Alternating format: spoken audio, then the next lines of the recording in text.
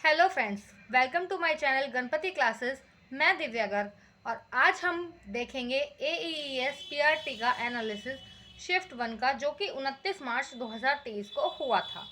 तो चलिए इसके हम बिल्कुल क्वेश्चन टू क्वेश्चन देखेंगे। एग्जैक्ट क्वेश्चन है ये कि क्या वैल्यू के साथ क्या क्वेश्चन आया था। तो चलिए शुरुआत करते हैं अपने पहले सब्जेक्ट मैथ्स से। मैथ्स में AP से रिलेटेड 3 क्वेश्चंस आए थे और उनमें से एक क्वेश्चन था कि अगर सिक्स टर्म किसी AP की 6 टर्म की वैल्यू 6 है, 16 टर्म की वैल्यू 27 है, तो find the 27th term of the AP। इसी तरह हमारा नेक्स्ट क्वेश्चन था sum of multiples of 3 is 72, find greatest multiple. Sum of 3 multiples of 3 is 72, यानी तीन के किन्हीं 3 मल्टीपल्स का सम 72 है, तो उनमें से जो हमें सबसे बड़ा मल्टीपल था वो उसकी वैल्यू बतानी थी। नेक्स्ट था ट्रपीजियम का एरिया हमें गिवन था, उसकी हाइट गिवन थी, उसकी एक पैरेलल साइड गिवन थी, तो अदर पैरेलल साइड निकालनी थी, जो कि हमारे एरिया ऑफ ट्रपीजियम के फॉर्मूले से निकल जाएगी। एरिया ऑफ ट्रपीजियम का फॉर्मूला लगा के हमारी अदर साइड निकल जाएगी। एक क्वेश्चन क्लॉक से रिलेटेड था। क्लॉक से रिलेटेड क्वेश्चन किस तरह था वो मैं आपको बता देती हूँ। क्लॉक का क्वेश्चन इस तरह था कि घड़ी में अभी 8 बजे हैं और घड़ी का जो आर हैंड है, अब जो घड़ी का आर हैंड है और अगर घड़ी में 2 बज जाएंगे तो उसके आर एंड के बीच में जो एंगल बनेगा वो कितने का बनेगा। एक क्वेश्चन क्लॉक का इस तरह का था। एक सीरीज का क्वेश्चन था। सीरीज हमारी बिल्कुल मुझे एग्जैक्ट वैल्यूज याद है कि पहला 1, फिर 1, 2, 3, 5, 8 और हमें नेक्स्ट नंबर बताना था। तो ये सीरीज हमारी इस तरह है कि 1, फिर 1 + 1 2, 2 + 1 3, 3 + 2 5, 5 + 3 8, तो इसी तरह 8 + 5 नेक्स्ट हमारी टर्म होगी 13। नेक्स्ट हमारा एक एज रिलेटेड क्वेश्चन था जिसमें हमें 3 जनों की एज का रेशो गिवन था। उनका रेशो गिवन था जैसे x, y और z। फिर तीनों की एज का 10 साल बाद का सम दिया गया था कि अब से 10 साल बाद 10 years हेंस इनकी एज का सम 72 दिया हुआ था, तो हमें उनकी एजेस बतानी थी कि उनकी एजेस क्या हैं। नेक्स्ट क्वेश्चन था हमारा फ्रैक्शन का। फ्रैक्शन का क्वेश्चन इस तरह था कि अगर हम न्यूमरेटर में 20% का इंक्रीज कर दें और डिनोमिनेटर में 10% का डिक्रीज कर दें तो नया फ्रैक्शन 5/9 बनता है। ठीक है, तो हमें ओरिजिनल फ्रैक्शन बताना था। और फ्रेंड्स मैं आपको एक बात बता दूं कि AES वालों का मैंने कुछ नया ही तरीका देखा।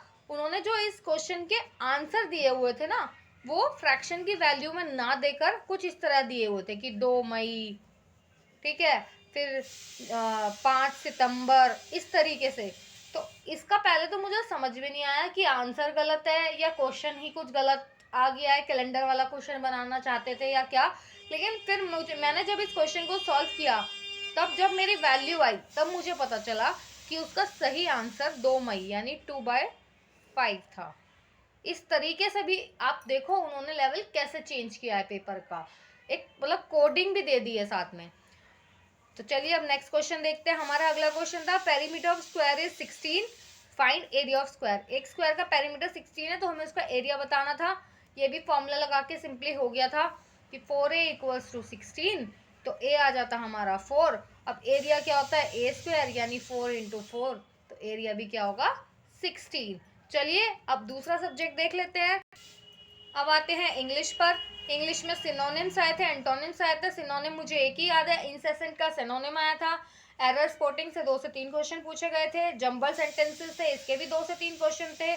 प्रेपोजिशन का भी एक क्वेश्चन था। अब हिंदी के क्वेश्चन पर आते हैं। हिंदी में एक क्वेश्चन था स्वरों की संख्या कितनी होती है। फिर अंत्यस्थ व्यंजन कौन से हैं, यानी उन्होंने 3-4 ऑप्शंस दिए थे, उनमें से अंत्यस्थ व्यंजन बताने थे कौन से हैं। अगला है क्रिया, क्रिया की डेफिनेशन दी थी, फिर ऑप्शंस में दिया था तो उसका आंसर था क्रिया। तत्सम तद्भव पूछे थे, विशेषण भी छांटना की ऑप्शन में 4 ऑप्शन दिए थे, उनमें से विशेषण छांटो। एक मुहावरा आया था, कवि बहुत आए थे, कवि में जैसे कबीर और विद्यासागर, इनकी भाषा पूछ ली, भक्ति काल के बारे में भी पूछा गया था। थोड़ा ये मुझे एक्सपेक्टेड नहीं था AES से, बट ये भी आया था। नेक्स्ट हम देखते हैं, इसमें जीके और साइंस मिक्स है। G20 समिट किस सिटी में ऑर्गेनाइज हुआ था? फुल फॉर्म ऑफ मेरू पूछी गई थी। मैग्नेटिक फील्ड लाइंस के बारे में इनकरेक्ट स्टेटमेंट बतानी थी, 4 स्टेटमेंट दे रखी थी, उनमें से इनकरेक्ट स्टेटमेंट बतानी थी। सेम पैटर्न में इलेक्ट्रिक फ्यूज का क्वेश्चन था कि आपको 4 स्टेटमेंट दे रखी थी और उसमें से इनकरेक्ट वाली बतानी थी कि कौन सी रॉन्ग है। और मैं आपको एक बात बता दूं, इसका पेपर पूरा इंग्लिश में आया था, इसमें लैंग्वेज चेंज करने का ऑप्शन नहीं था। हाँ, आप बीच में क्वेश्चंस पे वापस से जा सकते थे, जैसे मतलब आप क्वेश्चंस को बार बार ही देख भी सकते हो, जैसे DSSB में होता है, ऐसा इसमें नहीं हुआ था।